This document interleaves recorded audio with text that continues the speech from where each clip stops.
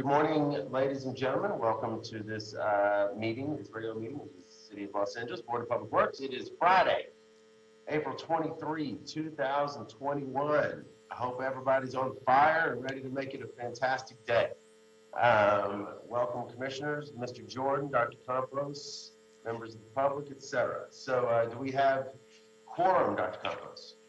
Thank you, Mr. President. Fernando Campos, Executive Officer, establishing roll call and quorum. We have President Good, Vice President Garcia, President Pro Tem Davis, and Commissioners Caloza and Villegas.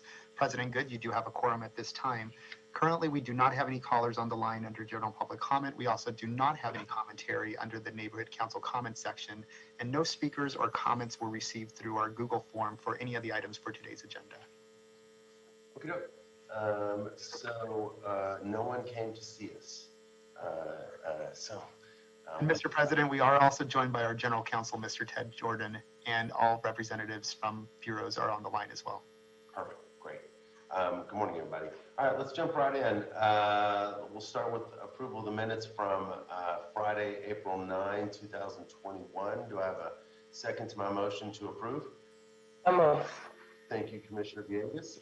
Any concerns? Caloza, Davis, or Garcia? All right, hearing none, the minutes from Friday, April 9, 2021 are approved and adopted forthwith.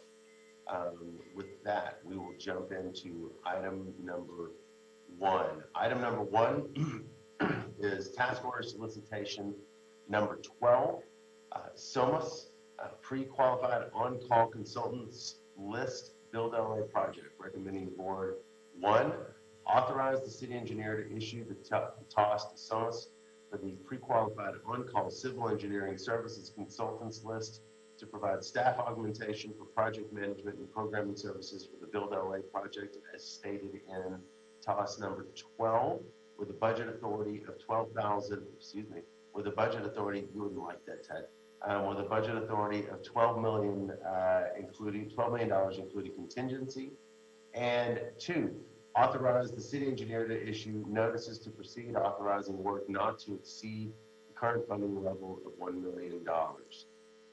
This is work order E1908030 and C-134269. I believe Ted Allen is with us for this item. Good morning, Ted. How are you, sir?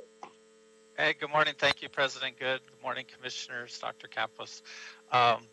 Yeah, this task order is a little bit different, so I'm going to spend maybe a little bit more time than I normally would to give some background on it. And it is, as you mentioned, 12 million is a pretty good size, right? So I'll start by giving a little bit of background on Build LA. Build LA is a project that's been around probably over 10 years, even predates me being in development services, although I worked on it a lot back in the day when the city initially tried to achieve this project through what we call an off-the-shelf software vendor and kind of customizing an existing software. At that time, the project cost was over $20 million estimated to implement, but in our negotiations with that vendor and trying to accomplish all that Build LA would want to do, which I'll go into in a little bit, it was just going to be extra for everything. Even at $20+ million, it wasn't going to be achieving the project, and so the city ended negotiations with that vendor and decided to make it basically a city implemented project, kind of city departments implementing it as they can with their own staffing. So, and we have been working towards that initiative in recent years, and we continue to. But as you know, city staffing fairly tight, especially on the programming side, which a lot of this involves reprogramming of applications or programming new web applications. It was just decided by the executive steering group of Build LA that we really, it's going to be a long timeline if we don't bring in some additional resources. And so we decided to do this task order solicitation to try to bring in those extra resources. So one of the things that makes this task a bit more unusual than many of our tasks is that the first thing we want to do under this task is revisit that old project charter and redefine what Build LA is, because a lot of things have changed in recent years, especially in light of COVID. In the last year, it's changed even more dramatically as far as what our goals would be. In fact, it's even changed from the time we wrote this board report of the things we think we would start on initially these past few weeks, and looking ahead at coming back into the office more and reopening the counters. Now the executive steering group is thinking probably the most urgent item is to try to develop a development-wide single platform for making appointments with development services departments. So you're not using one system for building safety, one for planning, one for BOE, one for sanitation, one for fire, DOT, on and on.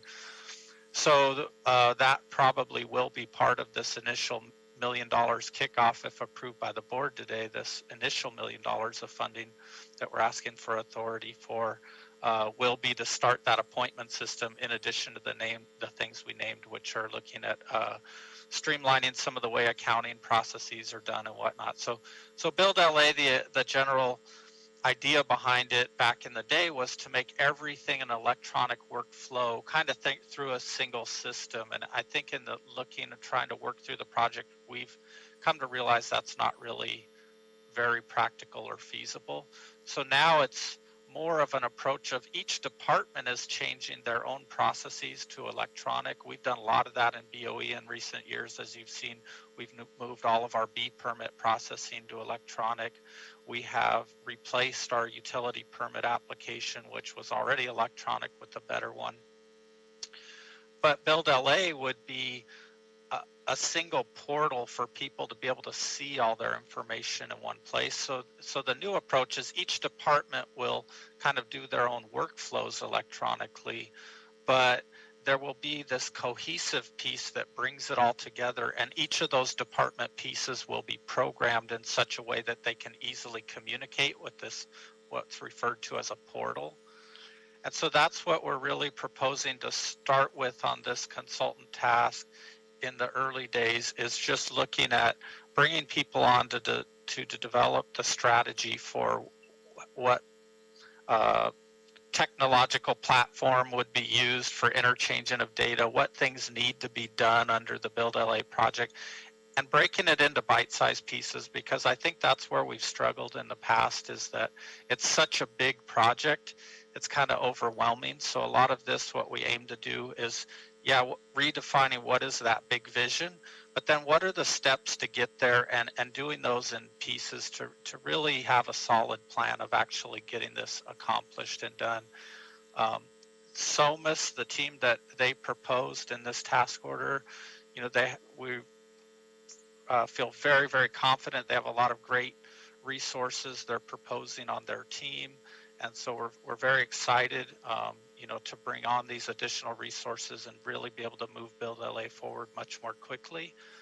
Because of that unusual approach to redefining Build LA and then breaking it into pieces and then issuing the work in subtasks, it of course means that we have not a lot of definition at this time of what those exact tasks will be and which sub-consultants specifically would be used. So the team has a lot of great sub-consultants, and they're listed in the board report. And the SOMAS team has expressed a very strong commitment to meeting the city's pledge levels for the different business categories. But we don't know yet which sub-consultants within those business categories would be used and for how much. And that's why this board report's written a little bit differently, in that the pledge is kind of at a collective level. As we learn more and issue sub tasks under this, in our future report backs, it would define that more is known as to how much is going to specific firms. But we didn't want to be disingenuous that, putting numbers next to specific sub-consultant names without knowing the exact amounts, because that would be, misleading to them, and it just wouldn't be accurate. So we're trying to be very transparent and accurate as far as what's known now and what the commitment is, but it's not at the firm level. We work with some of this SOMAS team, including the core people, on an existing task order we have that's done our electronic permit manual and utility permit reprogramming, and we've seen firsthand their strong commitment to sub-consultant utilization and to outreach. And so we feel, very confident in their pledge to and actually with this amount of money, they don't have that many programmers in SOMAS anyway. They're going to be doing a lot of sub consulting work. But even if that weren't the case, I would feel very confident that they will be, very strong in their getting the work out to sub consultants under this task. And so the funding of this task is also a little bit unusual. It's proposed to be a multi-year task, maybe out to about a 5-year range, although the contract would need an extension to quite reach that range. So if it's not extended, it might be a little bit shorter. A lot of the funding for this task is expected to come from the Development Services Trust Fund, which is often referred to as a 3% fund. It's a 3% surcharge applied to a large number of permits in the city, including most of the building and safety permits. It used to be a 2% surcharge. It was raised from 2 to 3% just to raise additional funding for the Build LA project. So we're hopeful and confident that council will approve using those funds towards this task, but at this time, we don't have those in place yet. So we currently have $1 million from the Bureau of Engineering's 7% fund in place to start.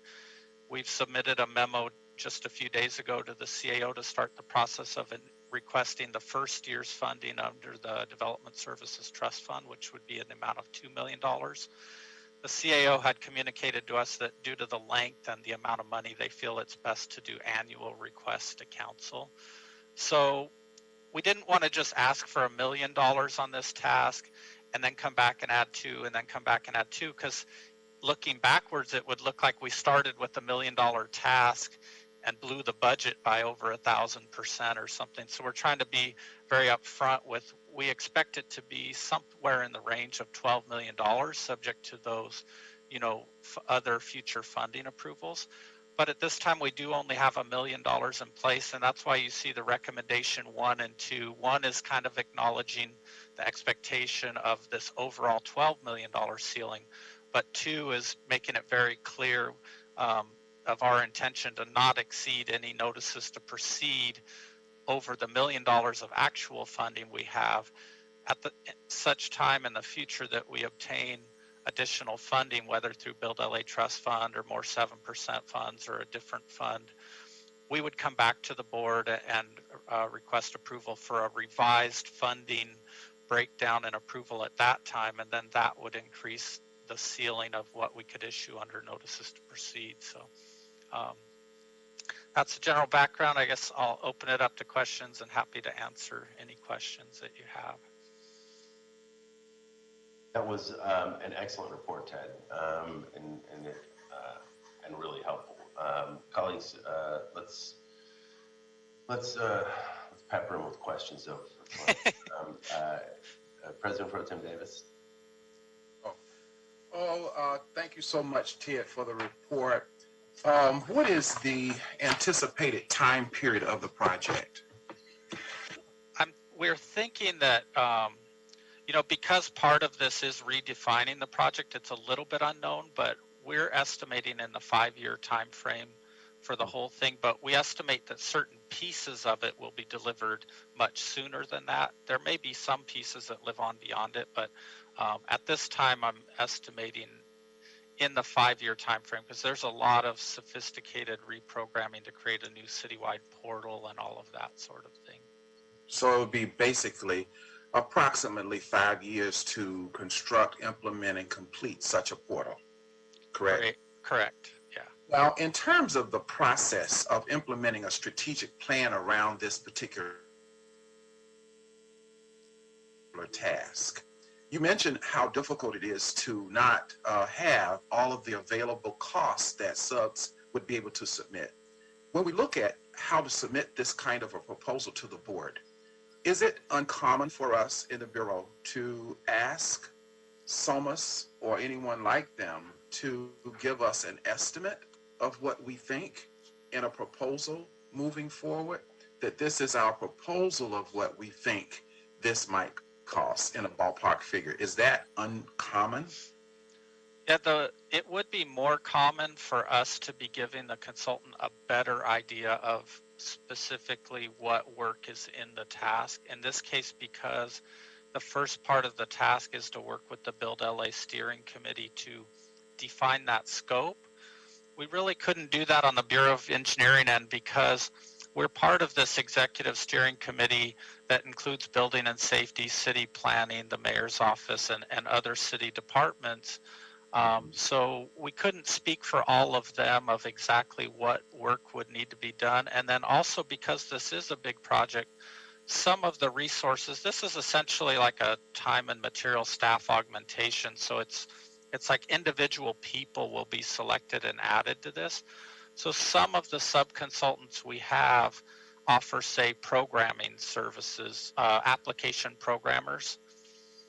When it comes time, and I'm pretty certain there will be a fair amount of application programming under this task, but we still don't know yet which specific people would be selected, and it may depend on, maybe one application is being written in a certain language and one person's a better fit for that. So when we come down the road to the time to issue those pieces of work, SOMAS will likely be collecting resumes from their various subs that are on their team. And they and we on the city side will be reviewing and selecting the specific people. So whereas we know that programming will be a part of it, we don't really know how much and how that will be spread to the various programming sub-consultants they have. And that's where we didn't really have the ability to put a specific amount of money next to a particular firm. It was more of a collective commitment to do that level of outreach and sub-consultant participation. Well, my question is, have we ever had a process that allows us to have a strategic plan prior to submitting a motion like this? So for example, would it have been a past practice in any of our projects to call this group together of the various stakeholders from the various departments and sit down and determine what roles and responsibilities would be a part of the project prior to submitting the motion? Is that the kind of practice that we have ever engaged in the past, or is that an unusual practice? No, I would say that's more the normal practice. I would say the difficulty with this one and the reason we did it differently is that it's such a large task just to do that effort of revisiting the project charter and rewriting it, and because it involves talking to all these different stakeholder departments and getting each of their needs. And the kind of catch-22, the pickle that we were in, is that we don't have the staffing within our departments to do that piece. So we're proposing to do it in steps under this task. The first step will be to do that, and then that will define the further work that would be broken out as subtasks under this. Okay. All right, thanks. Appreciate it. My pleasure. Thank you, President Pro Tem Davis. Commissioner Villegas. Thank you. I appreciate that report, Ted. That was really thorough too. I just have a couple of questions, and just for clarification, if you can go over that, that would be appreciated. Thanks for just giving us that overarching background.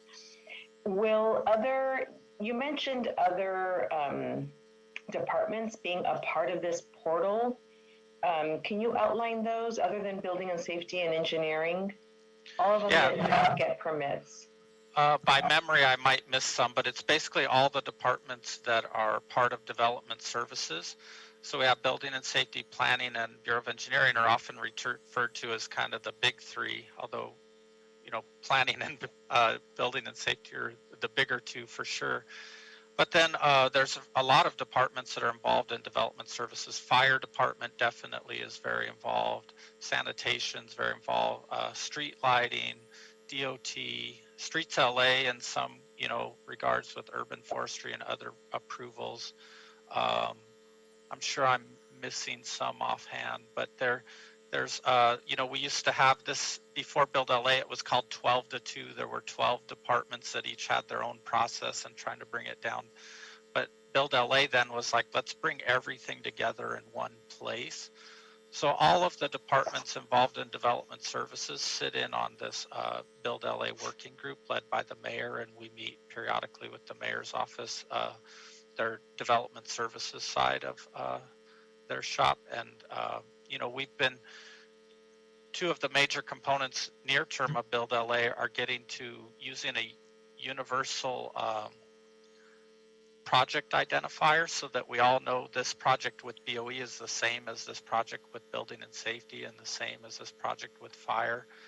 And then we're also, as far as the customer side, how do we know that, to show a customer all their permits in one portal, one place for them to see all the status of everything? You need to know that this Ted Allen in the BOE database is the same as this Ted Allen in the building and safety database. And so there's been a big effort for this. Basically, they call it the Angelino account, which you may have seen has been launched now, is becoming this global customer identifier, essentially. And so we're all going to be incorporating that into our tables of customers. So there's a lot of like early implementation pieces to help us get to this roadmap and this vision of, that customer can come in and see, here's the status of all my BOE permits. They can click a link, it'll take them to that BOE system. They can see, here's the status of my building and safety permits. And it sounds kind of easy at first, but then some of these developer reps have many, many projects going at one time. So how do we organize that in a way that works for them? So we organize it by project. They can choose a project and filter just their permits for that. And then also, you have a given permit, you have someone as the applicant, but the developer rep may want to see it, the owner may want to see it. So how do we allow them to grant permissions to others to see it? Sometimes a gas company utility permit, the developer rep would want to be able to monitor that because they need it to, open their building or whatnot. So there's a lot of, it's a little more complex than it sounds on the surface, but it's going to, drastically change the way the customer friendliness of doing work with the city and seeing the status of all your things in one place. So we're very excited about that part of it. It's really helpful. Thank you. I always get bugged. As you know, I'm always, asking you all kinds of questions because everybody now knows that I'm on this board. Will that include any kind of utilities like Department of Water and Power? Will they be under this portal as well? Yeah, so they as far as their utility permits, all those would be incorporated. I think it might be one of the later phases that goes maybe beyond the 5 years, but it would be nice eventually to have like their new service connection data shown there as well. And so they are part of our meeting groups, but there's kind of different pieces to DWP's involvement. One is, as a utility building the thing, applying for U permits from Bureau of Engineering, those will be implemented in the earlier phases because it's Bureau of Engineering directly involved. But directly incorporating links to water and power's, say, new service connections, that we'll need to understand a little bit more on it, and might be a little bit longer lead item, but I definitely agree it would be great to have those in there as well. Okay. And then just last, it'll be in real time, right? Just like when we do purchases on Amazon, things like that, these are all like real time. I think so. That'll be part of the strategy of, and you'll see one of the roles that we're hoping to get under this is what's called a solutions architect. At the very worst, I would see it being a one-day lag, but I think on this one, we will be looking to achieve real time because, as you know, when people are, frantic to get their building open or whatnot, seeing day-old data, which is sometimes the approach in some of our applications, I don't think that will likely be the desired approach in this case, but we haven't worked out what that exact architecture will be, but there will be a communication platform between departments to share data to that portal, and I do expect that it would be real time. Okay, and I thought as you're mentioning this, just there's so many details that are involved with this. Like inspections for buildings, inspections for trenching, well, those are not necessarily permits, but they're associated with permits. Are those going to be annotated also? They're going to be included in this portal? Yeah, that's a great point. I think it should be very feasible to do that because, you know, we'll be establishing a platform to pull in data from any department application that we want to list in the portal. So it, you know, Bureau of Contract Administration now has online inspection requests and reporting, building and safety does. So it should be very feasible, and I agree would be very useful to show that data in the portal as well. Okay, and then just last, and I'll be done with this. The sub-consultants, are they wedded to those that are already in the board letter? So there's an outreach process during the, there we go. There's an outreach process during the task order solicitation through BAVN where they did an outreach. You know, these were the sub-consultants that responded and were added to the team. Okay. So generally, it's not locked down. Like you can add subs later, but generally it would be if you didn't already have a sub or you didn't have sufficient resources. Normally you would kind of use the existing team first, but if there is a need, let's say there's some service we have that either we don't have any existing subs that do that, or the existing subs at that time say, you know, actually we don't have anyone available right now. There is a process to add subs to a task, but it's usually kept with the core team short of those circumstances. Thank you. Thank you so much. Good job. Thank you. Thank you, Commissioner Villegas. Vice President Garcia. Hi, good morning. Thank you, Ted, and everyone, and President Good. I have, I think, a couple of questions, Ted. One, piggyback on what Commissioner Villegas just asked about sub-consultants. So are these the consultants that are there, you know, fixed, or will there be an opportunity to eventually give others opportunities to be part of this?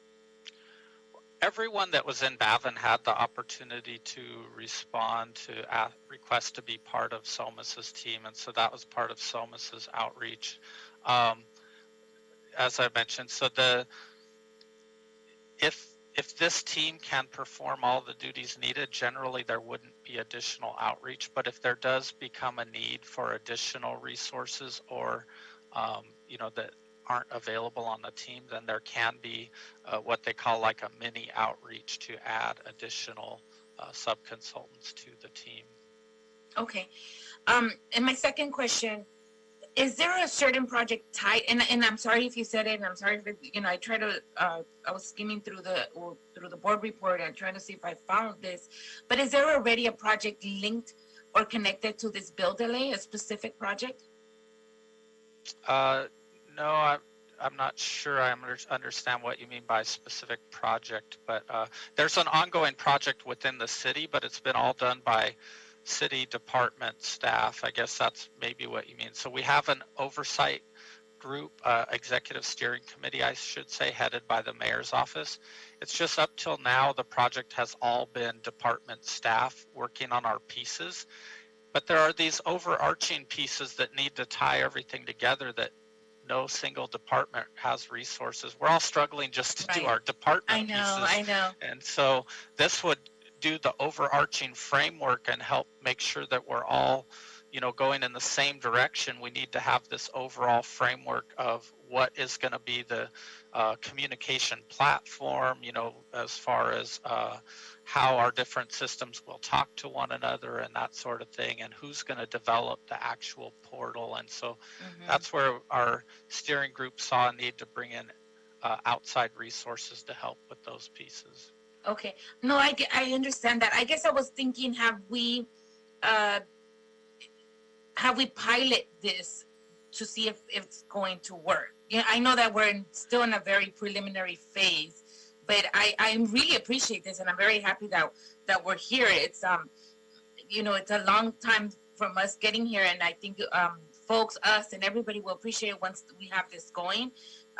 Especially those, because there's just so much going back and forth between departments, and do you get one permit, do you get another one? I mean, it's just so much. It would be so great, like what you're saying, if, you know, somebody can go in and say, oh, this is everything I need, let me just start checking it off, instead of, surprises along the way with, oh, now you need a tree permit, and I didn't know that when I started the project, things like that. So I appreciate that, and I appreciate all the work that has gone into it, and I really want to make sure that this is successful. But in the future, when this is intended to be in working phase, will what kind of projects, I guess is what I'm trying to figure out, what magnitude of projects will we be linked to this software? Will it be all of them, or just like the big ones?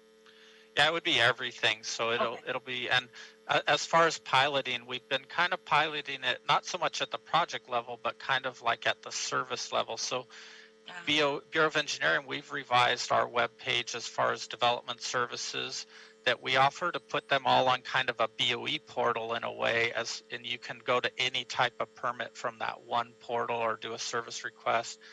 Building and Safety has put up kind of a mini portal on the Build LA website for now, but they're essentially just links to department web pages, where in the future it would allow you to just actually see all the status of your permits and everything.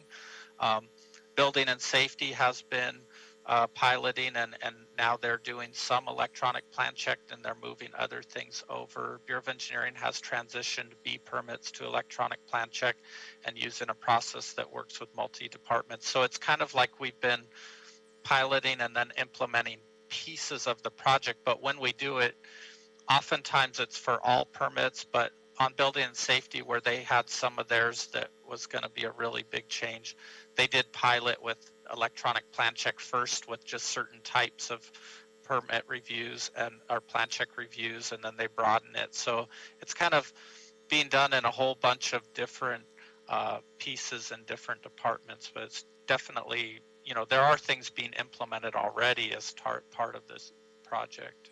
I imagine. Thank you for that. And my last question, this is going back to sub-consultants. So a lot of the conversation that sub-consultants bring up to our attention is that sometimes primes write them into the submission of a proposal, and one, they don't even know about, one, or two, they do, but it's at a different rate, or three, they do know about it, but once the program gets started, they get switched. Or, will that be more transparent now? Because it is something that, at least in our ad hoc small business committee, there has been that has been brought to our attention plenty of times. So what do you, is that something that we'll be able to manage now? Yeah, and that's why I was kind of careful with, saying as far as bringing on additional subs, because the ones that are on this team are the ones that you generally would be going to for the services, and so what I would see, on this task, let's say half of the subs provide application programmer type services. At any time, if we bring in an application programmer, basically SOMAS would reach out to all those application programmer firms and say, let us know what people you have available, and they would get to compete. But then in the end, we'll pick one or two or three people. We may not be able to pick from all of them, at least initially. Hopefully over time, all of them can get some work. But they will all certainly be involved. There won't be anyone that got listed, but then they don't get to propose anyone and the others do. We'll work closely with SOMAS to make sure that's not the case. And and working with SOMAS on our existing task, I know that's not the way they operate. They will be working with all of their sub-consultants that are on their team. Right. Okay. That's it for me. Thank you so much, Ted, for your thorough report on that. My pleasure. Thank you, Vice President Garcia. Commissioner Colosa. Thank you, President Good. Thank you for your presentation, Mr. Allen. I think you did a great job summarizing this little project that you have. But I think, just to recap and kind of put a few exclamation points on what was already mentioned, BOE is really undertaking this work for the entire city. And it's an incredible project that will really change the face of how people do business with us. It's going to streamline permitting. It's going to integrate systems that are incredibly old and outdated. It's going to allow for people to pay their permits in a much easier way than they currently have. And I think even in this past year alone, we have seen why, we wish we could have done this even 2-3 years ago, because during the pandemic, certain departments were lucky that they had their online permitting process already in place, because otherwise it would have been really hard to continue doing work during the pandemic, since we had a lot of our public counters closed. And so I think this is going to be a real game changer, especially when we think about all the future work that will come to Los Angeles as we look at the infrastructure bill, as we look at what will likely hopefully be more new projects coming to Los Angeles as a result of games like the Olympics coming here. So I think it's really exciting. And I get to serve with Ted on the steering committee, so I get to see how much work gets put into this. But, this is one of the mayor's goals, is to make it easier to do business with us. So I'm just really glad that this is where it is. And it took a lot of work from everyone on BOE and all of the department partners and Ted's team on development services to get to this place. And also what I like about it too is that it really has the customer in mind, the applicant in mind, to make it as easy as possible for them. Because as we heard, it's not easy to understand what all the requirements are when you're trying to build something in the city. And so this will really help change and standardize everything. The one piece that Ted didn't mention that I did want to ask you about, because it's really going to change our department, Public Works, is specifically the board. But do you want to share and talk a little bit about some of the accounting efforts that we're working on here to help revamp our accounting systems? Yes, thank you. Actually, I did mean to mention that, and I forgot. So the Office of Accounting has a lot of different software systems and processes, and some of it is a little bit automated, but a lot of these things are based on technology that's getting quite dated at this time. And in the immediate future, one of those especially is what's called the FIDS system. But I didn't even know this whole process even happened. And Office of Accounting staff really, they're amazing in all that they get done and all these things they do when you really learn all the processes they do. But one of those is, we think of, you pay for a permit and the money just comes in and it goes into FMS, but really it's a lot more complicated than that. Our online system may take a credit card payment or a check, but the reality is that cash comes into the city somehow, and it really comes in through the city's cash whiz system. So cash comes to the city from different banks. And so you have cash coming in, and we have transactional data. How do you match them up? So Office of Accounting every day gets all this cash whiz data that they have at least a little code when the cash comes in. It says this was related to a Bureau of Engineering permit, but it's just a very high level code. It doesn't tell you which permit, what type of permit, who, so Office of Accounting gets this cash whiz data, and they also have the transactional data from our systems, and they have to essentially manually match them up every single day. And I think with the computer systems we have now and whatnot, I think there's a lot of room for streamlining and automating that. But also the platform that FIDS system is built on, this old Oracle Forms technology, is really not even supported anymore. And a lot of you may remember when Merlin was down for a while because it's on a similar platform. So, they and we really want to try to get that system replaced before we get to some point where it just stops functioning because new Windows server updates or something, it's just no longer compatible. So that is one of the things we'll work on with this, start on with this early million, and we may need more later on depending on what we find is all involved. But it's a super exciting part of the project for me because I just think there's so much room to streamline that, and then streamlining that process of going from transaction to how it gets into FMS also changes our ability to more make changes more easily to permits. Let's say a utility's in the field and they paid for inspection of 100 square feet, but now it's 150. Honestly, it's so much work to do those adjustments after the fact. We don't even do them right now unless they're really significant because of all the processing that will be involved. But if you get it to where it's just kind of automated, then we could just have in our application, the inspector could just adjust the quantities in the field and it passes straight through. So yeah, thank you for, I did mean to mention that. I forgot, so I'm glad you noticed. Thank you, Ted, for sharing that. And I know you just went in the weeds on all of our accounting processes, and everyone's like, "What are you talking about this?"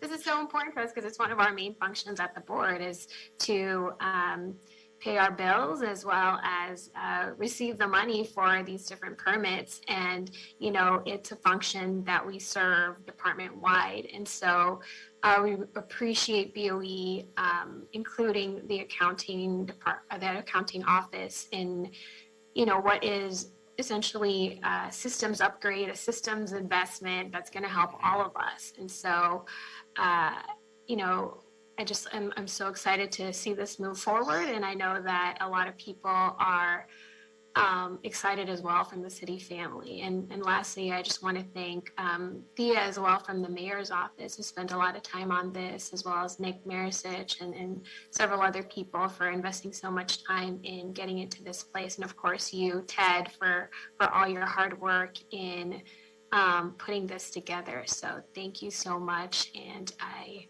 can't wait to get this started.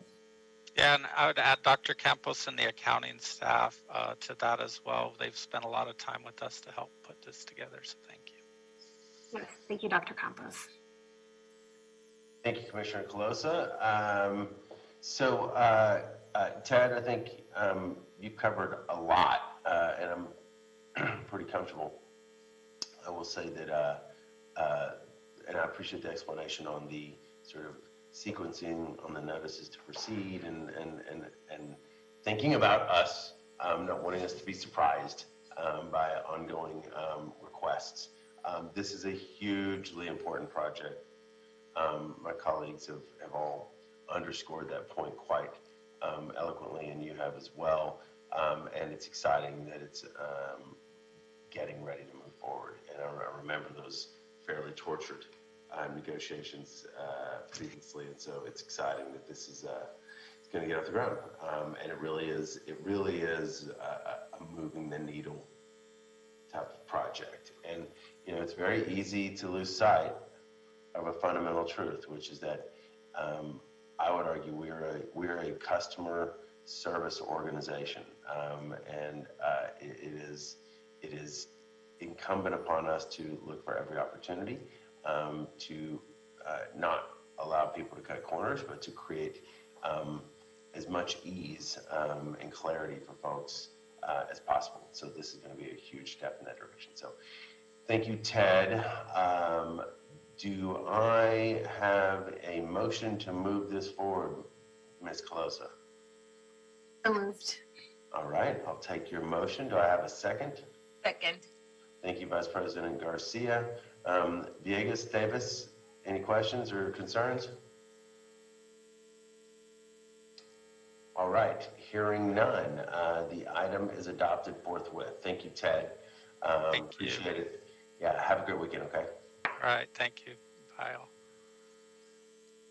All right, folks, let's move on to item number 2. Item number 2 is a personal services contract, USA Waste of California, Inc., DBA Waste Management, Recycling and or Disposal of Inert Materials and Mixed Debris, recommending the board authorize the Director of the Bureau of Sanitation to execute the contract for these services. Work order S02 MTIPR and C-134895. Before we start with the presentation, I do want to just ask Mr. Jordan, in terms of the recommendation, isn't this a contract that I or 2 members of the board would need to sign? Yes. Yeah. Okay. So if we move this forward, we'll need to amend the recommendation, folks. But That being said, President Good, I'm sorry for the interruption. it's fine having the bureau director sign. And so what sometimes we've done is we've left that onto the contract, and we've simply added an additional line for the president or two commissioners. So we don't have to remove the bureau director. Bureau director, plays a very important part in the operations of the bureau. So it's perfectly fine having that there, but it really isn't a substitute for the commission's signature, either yours or two commissioners. Got it. Thank you. Yeah. So if we move it forward, we let Enrique sign too. All right. I think, is it Alex, Bob, are y'all making the presentation? Gabe, who's doing this? James Rosca is Oh, stand by. boy, I cast a wide net and I still didn't get it. Hey, James, how are you, sir? Good, how are you? Very good. The floor is yours. Great, thank you. You briefed me. I apologize. I should have known that. That's right. Yes, no worries. We have a big room. Sanitation always comes out in a large force. y'all roll deep, which is great. That's exactly right. All right, James, go ahead, sir. Perfect. So, thank you. Good afternoon, President Good, Commissioners Garcia, Davis, Cloza, and Villegas, City Attorney, Bureau Reps, and Executive Officer. My name is James Rosca, Environmental Engineering Associate 3 with LA Sand and Environment. Today, LA Sand is requesting authority to execute a contract with USA Waste of California doing business as waste management in the amount of $1,050,000 for the recycling and or disposal of various materials, including inert materials, mixed inert, and construction and demolition waste collected from the city of LA. Inert material and these types of materials include concrete, asphalt, brick, dirt, lumber, and these materials are collected and recycled in alignment with the city's recycling goals set by our Green New Deal, as well as State Assembly Bill 939. LA Sand collects these materials from construction and demolition projects, as well as facility construction and other capital improvement that's done by various departments throughout the city, including DWP, street lighting, and more. Streets LA actually distributed a request for proposals back in September of 2019 for these types of services and executed a contract with Waste Management, contract C134895, which was executed January 1st, 2020. LA Sand is requesting to piggyback off of this original RFP process that they released and to execute our own contract separately with Waste Management for these same inert processing services. The terms of the service would match exactly those of contract C134895, as well as the requirements of the RFP, and both of these items are included as exhibits in our new contract. The reason we're going through this piggybacking process and establishing our own contract separately is that it eases both the administrative and budgetary components for both LA Sand and for Streets LA. Establishing our separate contract allows us to more easily manage changes in operation, as well as budget directly with the vendor, and allows us to make encumbrances ourselves through our administrative staff, rather than having to make various requests through the Streets LA contracts project manager. Additionally, establishing our own contract allows us to set our own contract ceiling and contract budget. So this removes any potential to impact the original Streets LA contract. So if we were ever to need to increase the scope of our work or change our budget, this would not risk any impacts to the Streets LA contract, potentially requiring them to amend or make any other changes or additions to service that are outside of their normal operation or scope. So establishing the piggyback contract off of their RFP process and establishing this contract will help to eliminate any of those concerns and ease both of our operations. The terms of the contract would be for 18 months. It would be retroactive to July 1st, 2020, the start of this fiscal year. The first 18 months would go through December 31, 2021, so the end of this calendar year, and we would have an option to renew for an additional 18 months through June 30th, 2023, which aligns with the same timeline as the original contract C134895. So if you have any additional questions, I am ready for them. All right, Rosca is ready. Let's open it up. We're going to test them. Commissioner Villegas. Thank you for that. I appreciate your report, Mr. Rosca. Thanks. And thanks for just giving the background on the inert material that's obviously required from the state. I don't have any questions. I took a look at this board report in advance of today's meeting. It's pretty straightforward. And I see the timeline as well. So this is, it's obviously just going to help us so that we don't have more of this material in any of our landfills. But it's just another mechanism for us to be able to do more recycling with a provider. So I'm good. Thank you. Thank you, Commissioner Villegas. President Pro Tem Davis. Thank you, Mr. President. No questions for me at this time on this item. All right, thank you, sir. Commissioner Closa. Thank you, President Good. Thank you for your presentation. There you are, Mr. Rosca. Sorry, I was trying to look for you on my screen. There's a lot of faces on.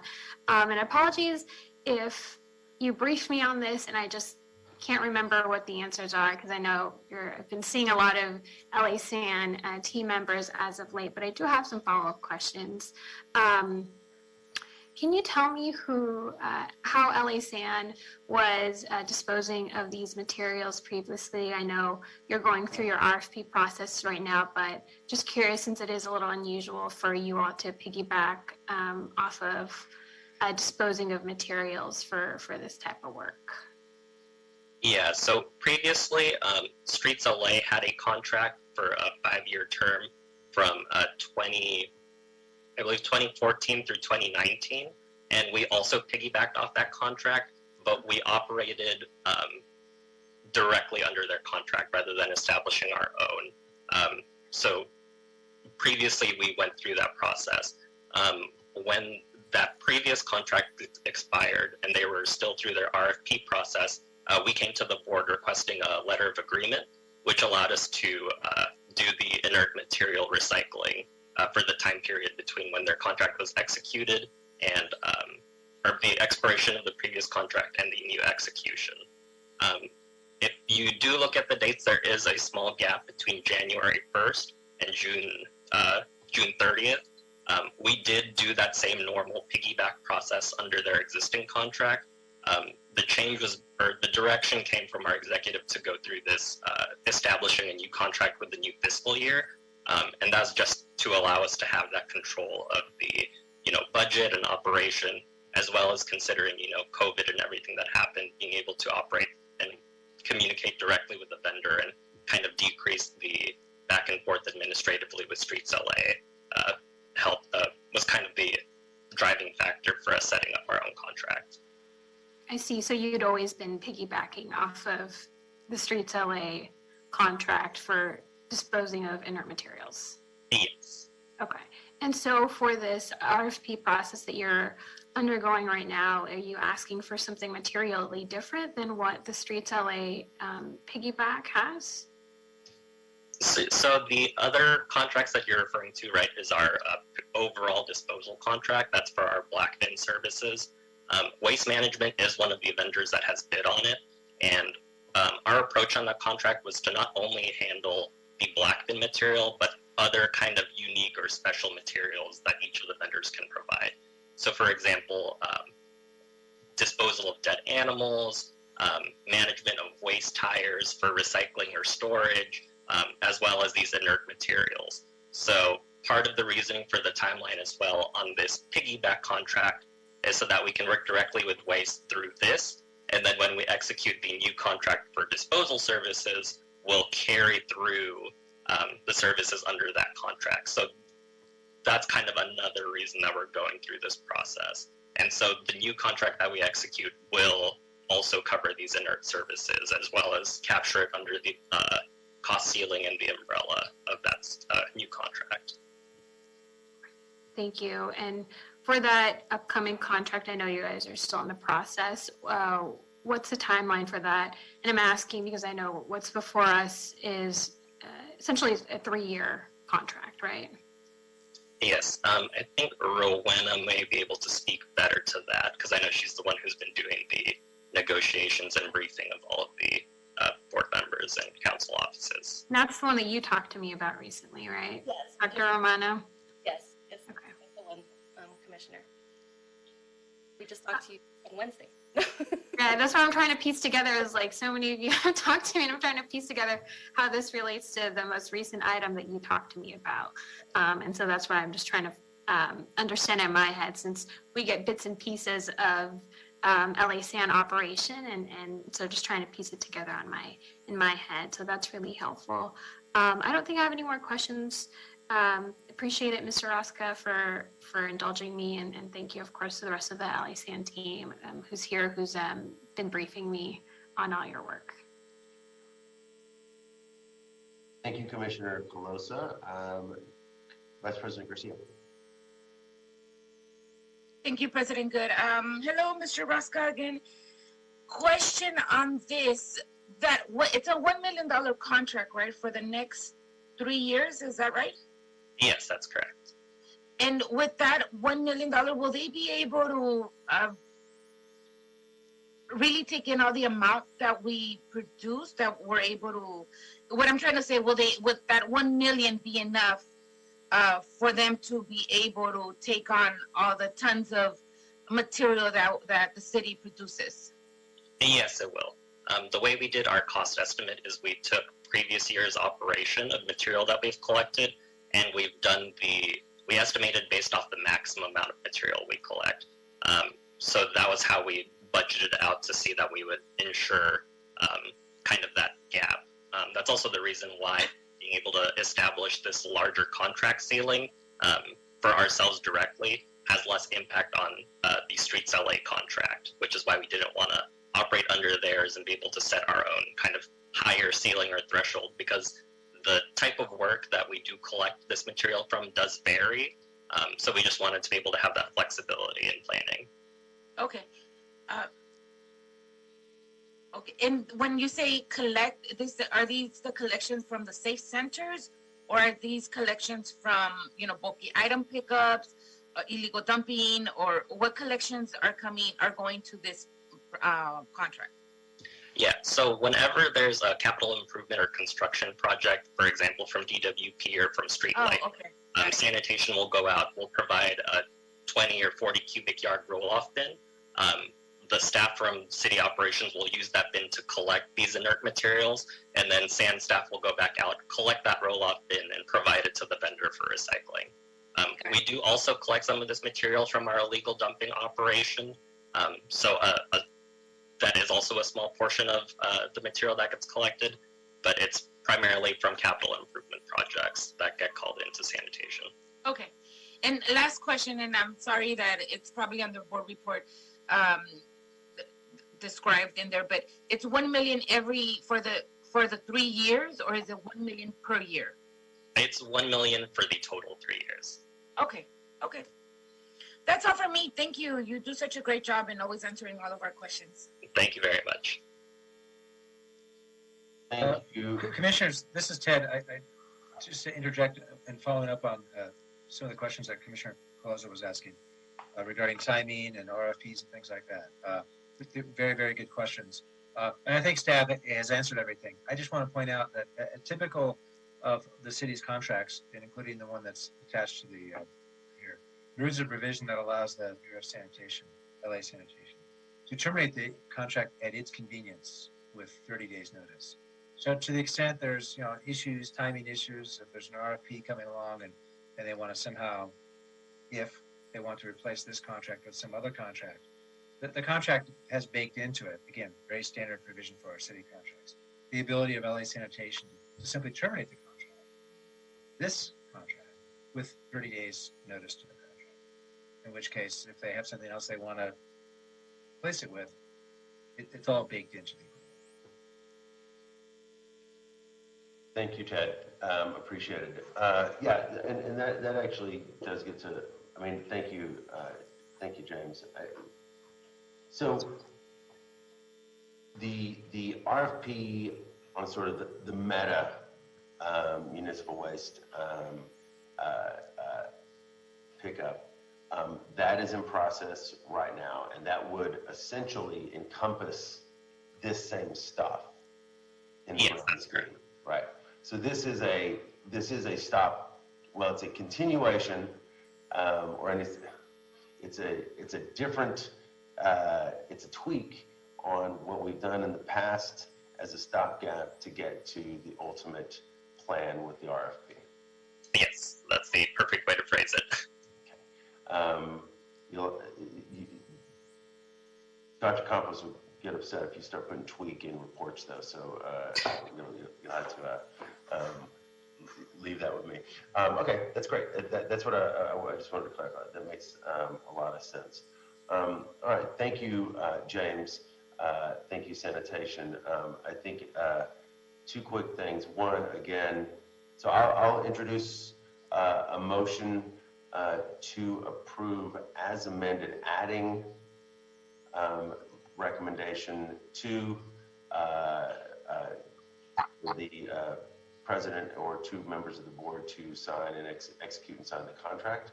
And then also as a reminder, this, while cost containment is, well, the artist formerly known as cost containment is formerly known. This contract would be subject to ED3 review. Flag that. So do I have a second to my motion to approve as amended? Second. So moved. Got Davis. And then any concerns or objections? Or actually, we got 2 seconds. Also, Commissioner Calosa. Villegas, Garcia, any concerns? None for me, thanks. None for me either. All right. So hearing no objections, this item is approved and adopted as amended, and will go to ED3 review and but is approved forthwith. Thank y'all very much. Great, thank you very much. Y'all have a great weekend. Okay. James, did you say y'all? I did, yeah. All right. I'm starting to have a little influence on this joint, Emma. Y'all have a good weekend. Very good, Bob. Thank you. All right, folks, let's take a 5-minute recess. We will reconvene at 12:43 in the PM. See you guys in a second. See you folks in a second, okay? Thank you.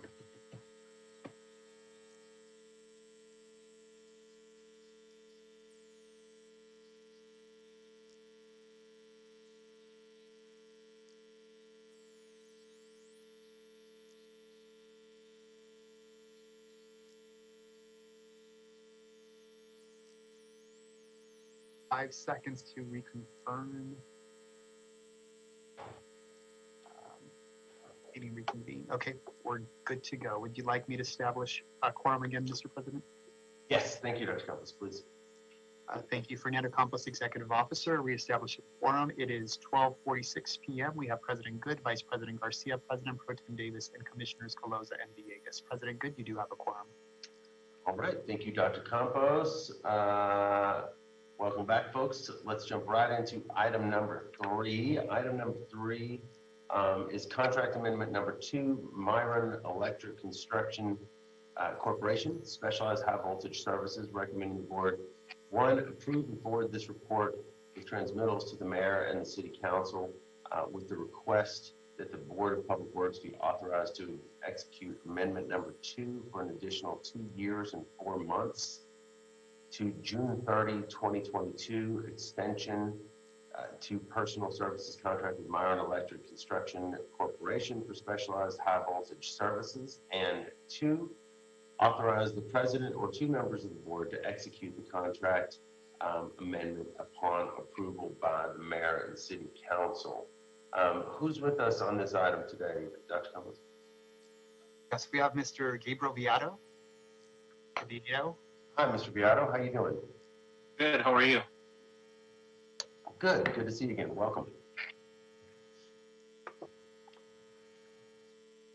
All right. Good morning, President Good, Vice President, Commissioners, City Attorneys, Bureau Representatives, and Executive Officer.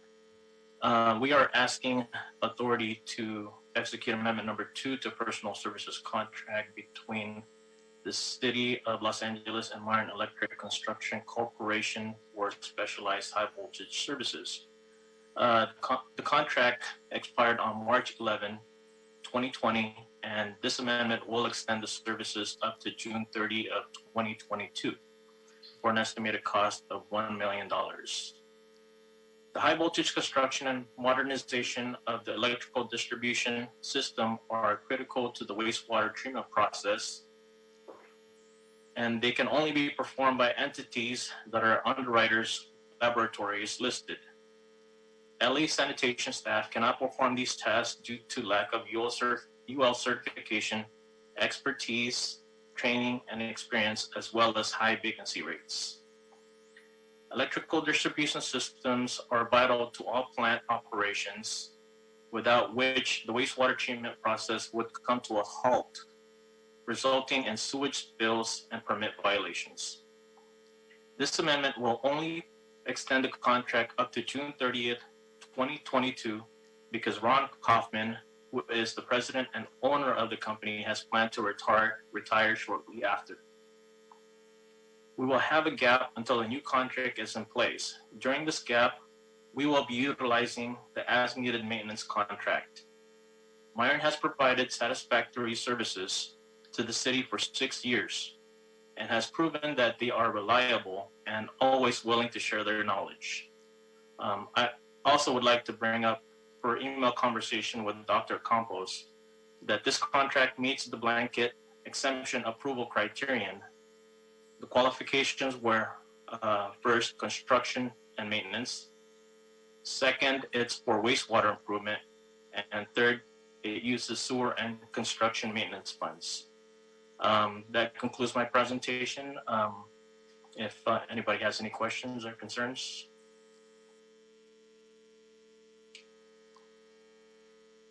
Thank you, Mr. Viado. Dr. Davis, any questions? No questions on this item. Thank you, sir. Commissioner Villegas? Thank you. Thank you, Mr. Beato, for the presentation. I just wanted to get a little bit of clarification. So this is an extension till 2022, and after that, it'll be going back to LA Sand for them to essentially put out another RFP for this line of work? Yes, I am in process of another RFP at this time, and that gap between getting a new contract will be we will be utilizing the as-needed maintenance contract. Okay, so you already have some in queue. You already have some on a list. Yes. And that'll be the in between before you go to the RFP. Yes. Okay. That is all. Thank you. Thank you, Commissioner. Is that on-call maintenance list, Gabriel? Is that a sanitation on-call list? I can't remember. Is that the DOE list that y'all? That's sanitation. It is. Okay. I couldn't remember. Okay. Great. Thank you. Vice President Garcia. Thank you, President Good. Mr. Viado, I don't have any questions at this time. Thank you. Thank you for your report. You're welcome. Thank you, Vice President. And Commissioner Calosa. Thank you, President Good. I just have a quick question with, apologies if you said this and I missed it in your briefing, but from when the contract expired and to where we are right now, so no work has been happening? No. Okay. We have there is some emergency work, and that was when we utilized the as-needed maintenance contract. Got it. Okay. And can you just explain a little bit about what happened? Like, why did we not vote on this last year if we knew the contract was going to expire? I just was assigned project manager on the last renewal option, and there was no process, no RFQ before that, so I'm taking up the slack. Okay. I understand, and I know you got this dropped on you, so I don't want to ask Mr. Miranda here since I know this is not his division, but I think hopefully this is some internal controls that hopefully LA Sand can work on, so we're not in this situation where you had to utilize this on-call list for this period of time from when your contract expired, because we know that oftentimes these on-call maintenance lists that happen on an emergency basis cost the city more money. Because they're done on an emergency basis, the cost is usually higher than if it were done through a standard contract. And so I don't want to continue putting you on the spot, but I just wanted to note that as the new keeper of this contract, Mr. Beato, that I know you won't let this contract lapse again. So thank you. Okay, you're welcome. Thank you, Commissioner Closa. So it expired in March of 2020.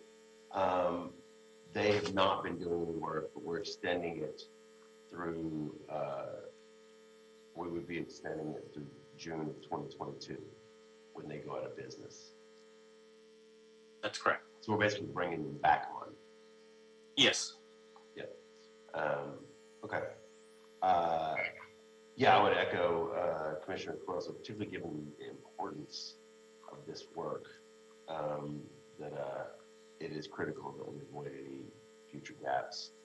Even though we have the on-call maintenance, and well, we're actually going to have a gap, but that expense is obviously significant. So, that being said, I will entertain a motion to move this extension forward, or this amendment forward. So move. All right. I think our Davis first. I'm going to take Villegas as the second. And then any questions or objections, Garcia or Closa? I guess I do have one question. I'm so sorry that I didn't ask, but are we allowed to extend a contract after it's expired? Can I answer that, or is that towards? No, go ahead, Gilbert. Yeah, I had communicated with I forgot her name. Adina. Adina, yes. And she said that as long as the amendment was from when the contract expired, we could. Originally, I put in a board motion to for authorization for fiscal year 21-22, but there was some complications there, so I was recommended by Adina to go ahead and request to authorize from the expiration until the end of fiscal year 22. Okay, and I mean, that's the type of information that I would appreciate it in general that is set up front, that you're asking us to retroactively backdate essentially the extension of this contract, because I don't think that wasn't necessarily clear when you were explaining this item. And, I don't want to belabor the point, but I am disappointed that happened. And I want to make sure that, we avoid future gaps like this and avoid doing this kind of backtracking, retroactive work on contracts that are this critical. And I know you're just taking over this portfolio, but I just want to, re-express those expectations for the protection and transparency of not only LA Sanitation, but of course of the entire department. So, but I don't have any other further questions or any reservations. I would echo those concerns, yeah, I would agree. But we do have a motion on the floor from President Pro Tem Davis, a second from Villegas. Do I have any objections or nays from Closa or Garcia? Okay. Hearing that and hearing no objections, the item is adopted forthwith. Thank you very much, Mr. Beato. All right. Thank you, everyone. Thank you. Have a good weekend, okay? All right. Item number 4. We have in CD6 a sole source procurement, Vidmar Stack Systems Storage Solutions, SWS Vidmar Lista, Donald C. Tillman Water Reclamation Plant Maintenance and Warehouse Facility Replacement Project, Capital Improvement Project, CIP 6195, and Donald C. Tillman Water Reclamation Plant Ancillary Warehouse Facility Installation Project, CIP 6236, recommending the board, one, authorize the Director and General Manager of LA Sanitation and Environment to request the city engineer to sole source the procurement of stack system storage solution systems from SWS Bidmar Lista Bidmar for an amount not to exceed $950,000. Two, authorize the city engineer to sole source the procurement of moving services for existing equipment using Bidmar for an amount not to exceed $250,000. And three, authorize the city engineer to negotiate a price agreement with Bidmar for the above referenced storage solution systems and stack system moving services which will be procured and installed by the general contractor awarded the construction contract. I believe is this Ethan's or Edward's? Yeah, Ethan's here. Okay. Good afternoon, everyone. Hi, President Good. Good afternoon, everyone. This is Ethan Wong with Bureau of Engineering, Environmental Engineering Division. So the board report before you is requesting sole source procurement of a Bidmar stack system, as well as moving services provided by Bidmar. The background on the overall project, the Donald C. Tillman plant currently has an existing maintenance and warehouse facility on site that were built in the 80s and are therefore somewhat outdated and need to be replaced, especially since we move forward with the advanced water purification facility. Looking into the future, we will need larger maintenance and warehouse spaces.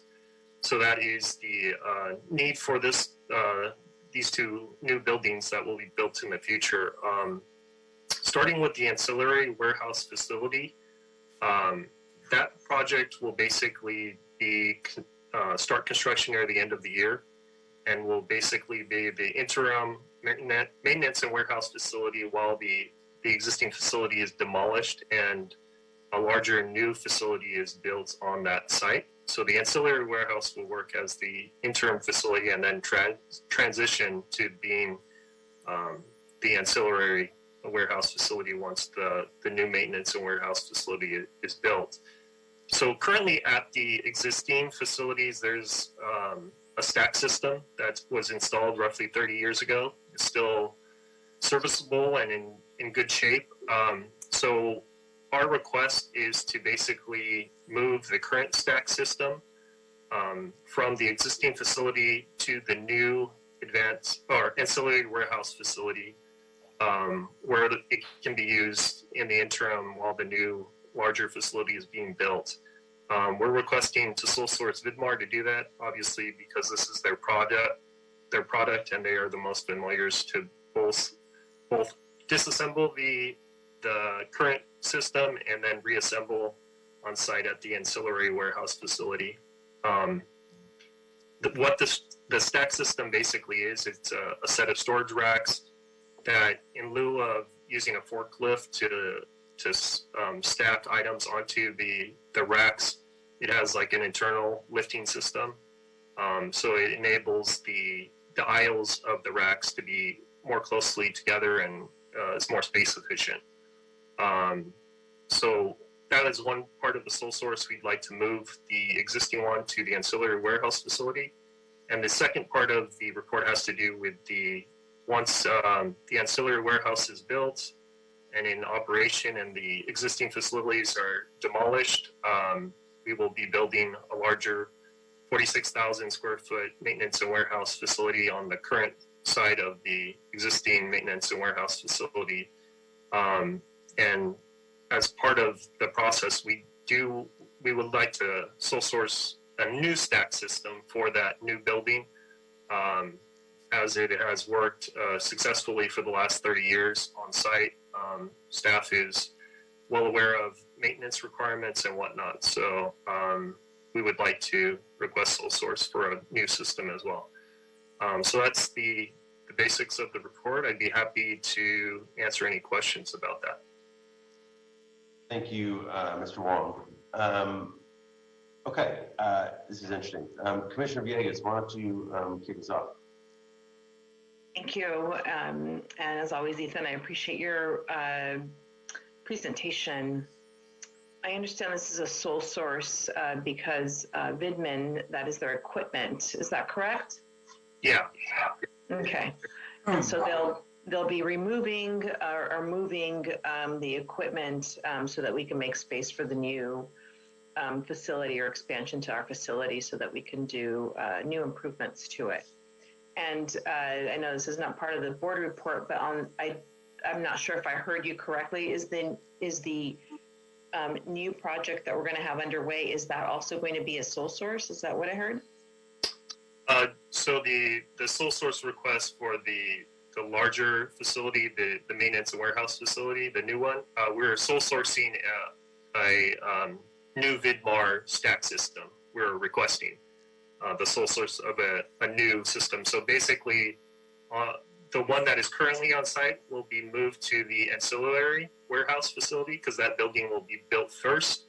Then when the new building, the new maintenance and warehouse facility is built, we'd like to sole source another stack system so that can be installed at the new facility. And that new sole source will be with who? Will be with Vidmar as well. The Okay. whole sources are through Vidmar. Okay. All right. For context, they've been around, they've been at Tillman for how long? 30 years, 30 plus years.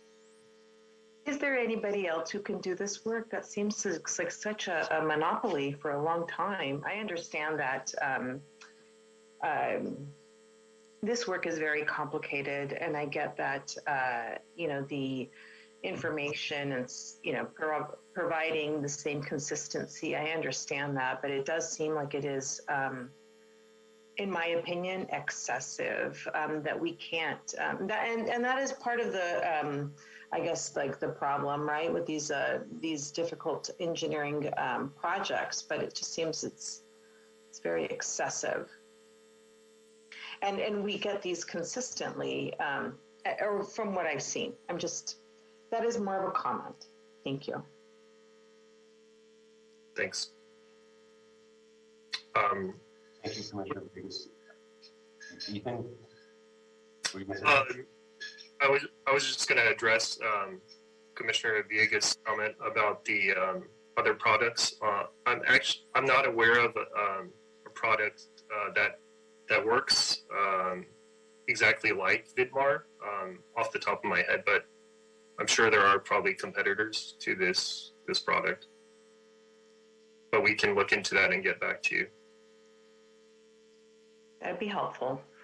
We can also meet offline just to discuss a little further. I appreciate it. Thank you. Clear that this is a procurement versus a project, right? I mean, correct. We're strictly talking. However, it's 30 years of consistent revenue stream. Just making that point.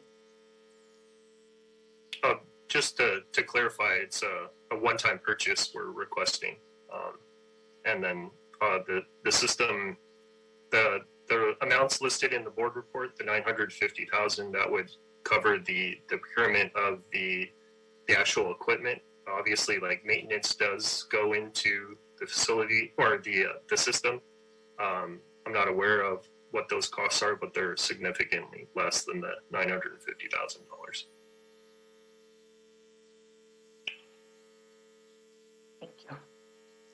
Thank you. Thank you, Commissioner Villegas. President Pro Tem Davis. Yes. In terms of the purchase, the actual purchase, we have it all lined up. And how long will it take for us to transact this particular motion to get the equipment? So the prices have been pre-negotiated.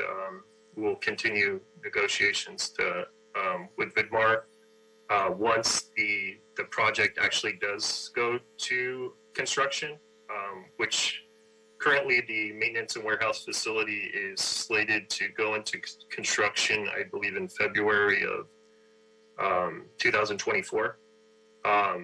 So we are just requesting the authority to sole source here. So the that item will be one of the bid items included in the bid proposal to contractors to bid on. But obviously, they are to bid on the sole source use of Vidmar to install that piece of equipment. As far as like the actual time frame or duration of the construction or procurement of the actual item, I'm not aware of this at this time, but the overall project duration is currently scheduled to be 18 months. So it would be within that time period, but probably would be several months. The last time we made a purchase for this item was 30 years ago. Yeah, the existing stack system that is currently in use at the facility, yes, was about 30 years ago. And have there been any other companies that we've been familiar with in the process of the 30 years that we know that do this work or have this product? Was Vidmar the person we dealt with 30 years ago? Yes, Vidmar was the same company. And we don't have a relationship with any other company other than Vidmar, correct? Not for a system like this that I'm aware of. This is the only system like this at any of the wastewater treatment plants that I'm aware of. Sure. And they are located, just for the record, they are located where? Vidmar, the headquarters of the company. I have to look into that information, Commissioner Davis. I'm not. So they're somewhere in the United States, somewhere, right? Yeah, they're. If you've heard of Stanley Black & Decker, that company, that corporation owns Vidmar. I see. Okay. All right. Thank you so much. Mm-hmm. Thank you, Mr. President. Thank you, President Pro Tem Davis. Commissioner Closa? Thank you, President Good. I don't have any questions for Mr. Wong. Thank you. I think he did a great job with his presentation. Thank you. Thank you. And Vice President Garcia? Thank you, Mr. Wong. I don't have any questions either. My colleagues asked very good questions. So, thank you.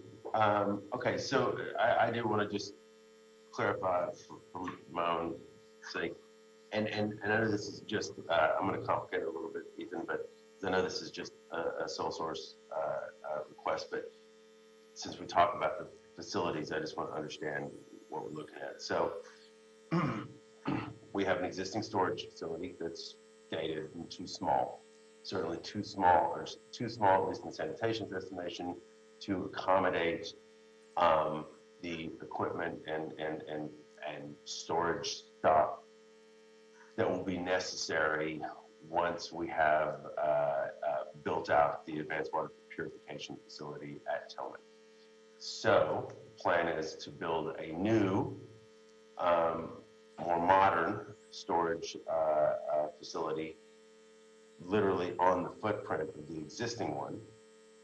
I don't think there's a lot of additional space, so that makes sense. So we tear down the existing, seems logical. Tear down the existing while that's happening, but before we tear down the existing, we have to build an ancillary, which will be our interim.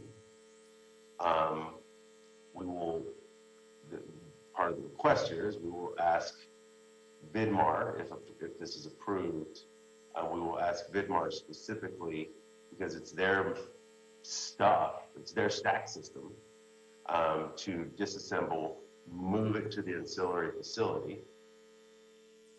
Meanwhile, as we then build the new facility, which I saw in the report, it's expected to cost $40 million, that new facility? Well, yes, that's correct. Expensive. I know that that's not what we're talking about here, and that'll come to us. So, that was certainly caught my eye, that number. But while building that, and for that, we would need a new stack system from Vidmar.